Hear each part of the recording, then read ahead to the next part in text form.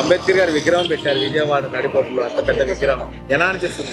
విజయవాడలో ఉంటున్నందుకు చాలా హ్యాపీగా ఫీల్ అవుతున్నాము. అండ్ హిస్టారికల్ ఆస్పెక్ట్స్ లో ఇది ఒక చరిత్ర సృష్టించినట్టే. సో అంబేద్కర్ గారు ఇంకా మనతో ఉన్నారు అనడానికి రాజ్యాంగం ఎంతైతే నిదర్శనం ఉందో ఇప్పుడు ఈ విగ్రహం కూడా అలానే అనిపిస్తుంది. ఇప్పుడున్న యూత్ కూడా చాలా ఇన్స్పిరేషనల్ కాబట్టి ఖచ్చితంగా ఇటువంటి విగ్రహాలు రావాలి. అండ్ గవర్నమెంట్ ఏదైతే చేస్తుందో అదంతా కూడా చాలా బాగుందని మేమైతే ఫీల్ అవుతున్నాం. అండ్ రేపు పొద్దున్న ఫ్యూచర్ లో మేబీ మీరు ఉండకపోవచ్చు, మేము ఉండకపోవచ్చు, ఖచ్చితంగా అవన్నీ ఉంటాయి. అండ్ ఇతర దేశాల నుంచి కూడా ఇటువంటి విజిట్ చేసేదానికి ఖచ్చితంగా వస్తారు. విజయవాడకి ఎలాంటి ఉపయోగం ఉంటుందంటారు జగన్ గారికి? సార్ విజయవాడకి ఏంటి సార్, మన రాజ్యాంగాన్ని మనకు అందించారు, యావత్ భారతదేశానికే ఆయన ఉపయోగం చేశారు. సో అలాంటి మహానుభావుల విగ్రహం ఉండటం అనేది ఖచ్చితంగా అందరూ హ్యాపీగానే యాక్సెప్ట్ చేస్తారని నేను అనుకుంటున్నాను. జగన్ గారు తీసుకొస్తున్న ఇలాంటి స్కీమ్స్ వల్ల ఎలా ఉపయోగపడతారు? బాగుంది సార్, వెల్ఫేర్ ఉంది. అట్ ద సేమ్ టైం ప్రతి ఒక్కరికి గ్రౌండ్ టు ఎర్త్ అందరికీ అందుతుంది. సో ఖచ్చితంగా ఈ పీబీస్ కానివ్వండి ఏవైతే ఉన్నాయో దానివల్ల వెల్ఫేర్ అనేది ఖచ్చితంగా అచీవ్ చేస్తున్నారు. చాలా చక్కటి స్కీమ్స్ ని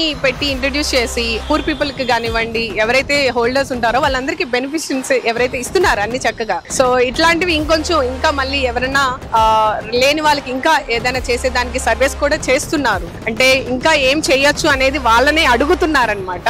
సో ఇంకా మా ప్రభుత్వం ఏవైనా చేయలేదా మీరు చెప్పండి మేము చేస్తామని చెప్పి అంటున్నారు. సో ఇది మంచి అవకాశం మనకు కూడా. ప్రజలు మనకు కావాల్సినవి మన ప్రభుత్వంతో చేపించుకోవటం. సో అదే జగన్మోహన్ రెడ్డి గారు అడుగుతున్నారు, మీకేం కావాలో ఖచ్చితంగా మేము అన్ని చేసి పెడతామని. సో మేమైతే హ్యాపీగానే ఫీల్ అవుతున్నాం.